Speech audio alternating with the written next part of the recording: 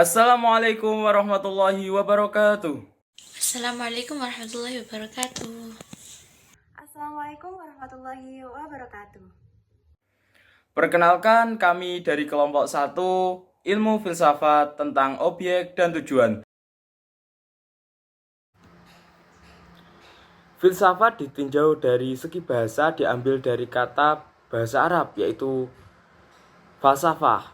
Secara bahasa Yunani, filsafat diambil dari kata filosofi yang berasal dari dua kata yaitu philo yang artinya cinta atau kasih sayang, sedangkan sophia yang artinya kebijaksanaan dan pengetahuan.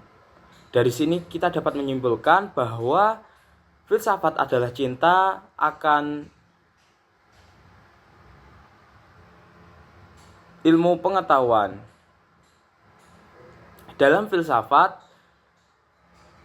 berarti pengetahuan atau pemahaman tentang hakikat dan realitas yang ada, serta pengamalan kebenaran.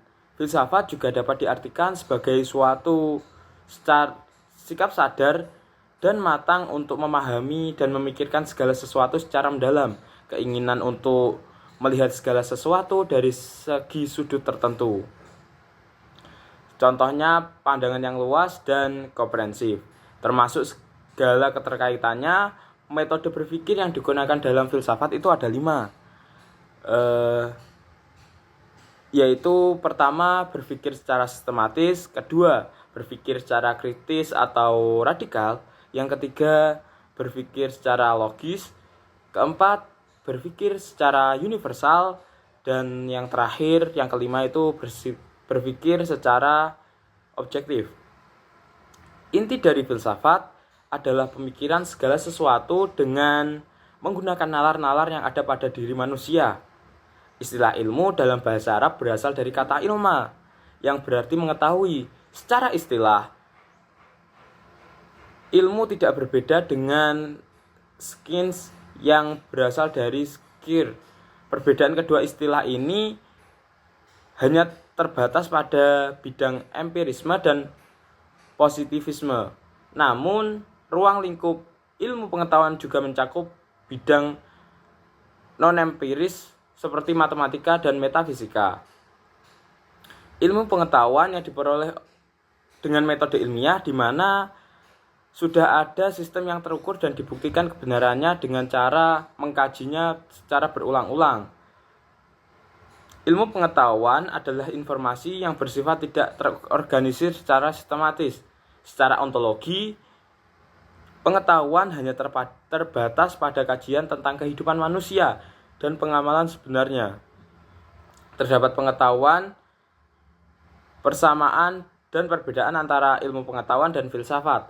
Dalam ilmu pengetahuan, kesimpulan ilmiah dapat diambil melalui pengujian berulang-ulang, sedangkan filsafat tidak menggunakan adanya data empiris untuk menarik kesimpulan.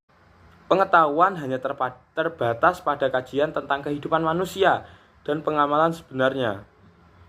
Terdapat pengetahuan, persamaan, dan perbedaan antara ilmu pengetahuan dan filsafat.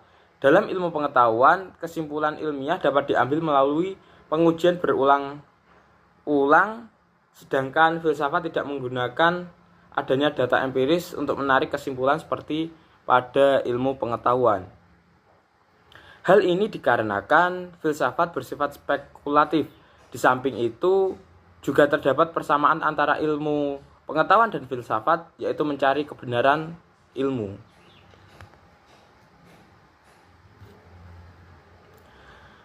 Filsafat ilmu merupakan salah satu bidang dari filsafat yang dapat menjawab beberapa pertanyaan tentang hakikat dan suatu keilmuan.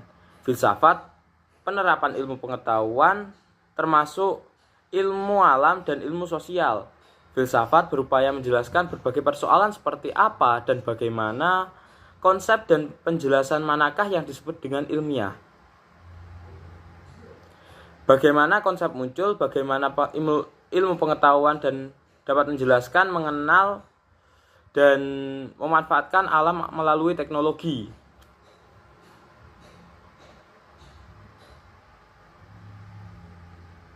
Bagaimana informasi diverifikasi dan dirumuskan?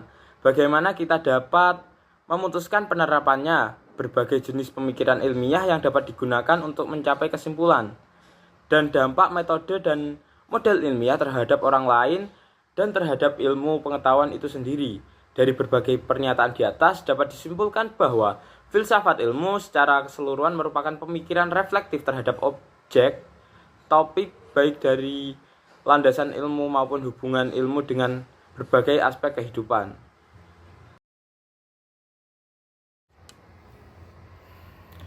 A'udzu billahi minasy syaithanir rajim. Bismillahirrahmanirrahim. Inna fi khalqis samawati wal ardi wa ikhtilafil laili wan nahar واختلاف الليل والنهار لآيات لأولي الألباب الذين يذكرون الله قياما وقعودا وعلى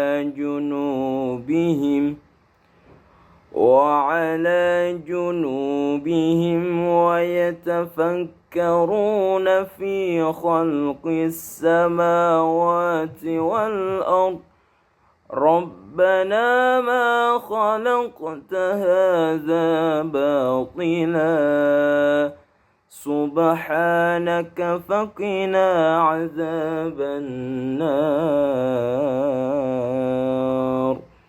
Yang artinya sesungguhnya dalam penciptaan langit dan bumi dan pergantian malam dan siang terdapat tanda-tanda kebesaran Allah bagi orang yang berakal, yaitu orang-orang yang mengingat Allah sambil berdiri, duduk, atau dalam keadaan berbaring, dan mereka memikirkan tentang penciptaan langit dan bumi, seraya berkata, "Ya Tuhan kami, tidaklah Engkau menciptakan semua ini sia-sia. Maha suci Engkau, lindungilah kami dari azab neraka." Yang kedua yakni objek dari filsafat ilmu. Filsafat ilmu sendiri yakni sebagai bentuk aktivitas berpikir manusia atau mempelajari objek-objek yang bersifat tidak terbatas. Berdasarkan isi dan jenisnya dapat diklarifikasikan sebagai berikut. Yang pertama yakni objek material, dan yang kedua yakni objek formal. Untuk objek material sendiri yakni objek yang merujuk pada bidang ilmu yang mengkaji hal-hal yang tidak terbatas. Sedangkan menurut istilahnya sendiri yakni segala sesuatu yang mungkin ada dan pasti ada, baik materi, abstrak, atau fisik. Jadi objek material ini dapat dilihat atau dirasakan oleh panca indera. Yang kedua yakni objek formal. Objek formal merupakan mencakup segala aspek yang ada dan mungkin ada, baik yang berwujud fisik maupun non-fisik, yang termasuk bersifat abstrak atau sebagainya.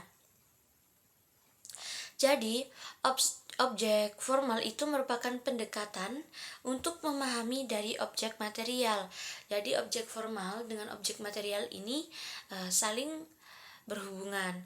Contohnya, saya mengambil contoh yaitu dari tanaman teh hijau.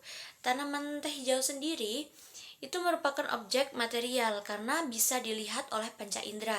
Sedangkan seperti zatnya atau hakikatnya, seperti khasiatnya yang memberikan manfaat kepada diri manusia itu termasuk dari objek formal. Jadi, secara hakikatnya di teh hijau itu ada kandungan-kandungannya. Nah, itu dalam filsafat disebut sebagai objek formal, dan untuk tanaman teh hijau sendiri itu disebut sebagai objek material. Baik, yang ketiga yakni tujuan dari filsafat ilmu. Filsafat ilmu sendiri merupakan pengujian penalaran ilmiah.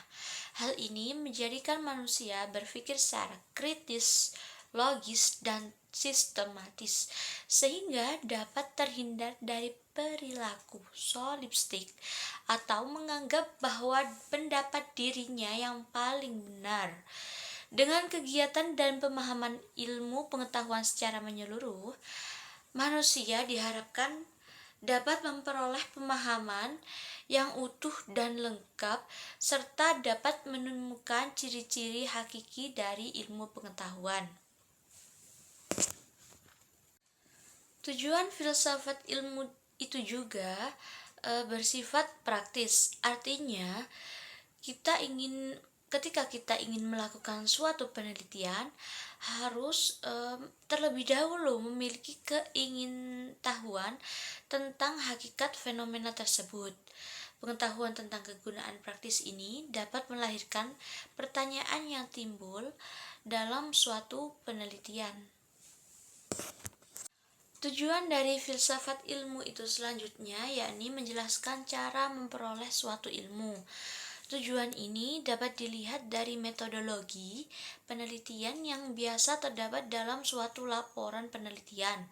Kemudian, tujuan filsafat ilmu yaitu untuk menjelaskan tujuan dari suatu ilmu pengetahuan itu sendiri.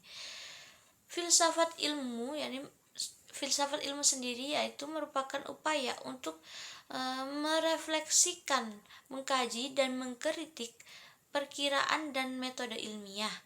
Karena dalam penerapan metode ilmiah seringkali timbul kesamaan di kalangan para ilmuwan baru tanpa memperhatikan struktur keilmuannya. Oleh karena itu, perlu diambil tindakan yang tepat berdasarkan struktur ilmu pengetahuan dan menerapkan metode ilmiah, dan bukan sebaliknya, ide-ide yang diajukan bukan intisari ilmu pengetahuan. Segala metode ilmiah yang dikembangkan oleh bidang filsafat ilmu penting agar dapat memahami serta diimplementasikan secara universal atau secara menyeluruh. Dengan semakin luas penerapan suatu metode ilmiah, maka nilai dari metode ilmiah itu juga meningkat sejalan dengan tingkat penerimaannya dan penggunaannya. Kedudukan filsafat ilmu.